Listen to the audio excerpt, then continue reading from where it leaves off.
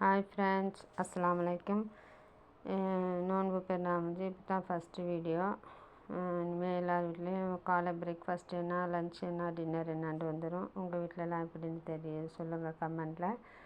இன்றைக்கி breakfast bread sandwich தான். ப்ரெட்டை நல்லா டோஸ்ட்டு பண்ணிக்கிட்டு ஒரு எக்கு உங்களுக்கு தேவையான பேருக்கு எத்தனை பேர் இருக்குன்னா அத்தனை பேருக்கு ஆளுக்கு ஒரு முட்டைன்னு போட்டு எக்கை பாயில் பண்ணிக்கிட்டு அதில் உப்பு பெப்பர்லாம் போட்டு ஃபுல் பாயில் பண்ணாமல் முக்கால் பாயில் பண்ணிக்கிட்டால் போதும். அப்போ தான் நல்லா குலைவாக இருக்கும்.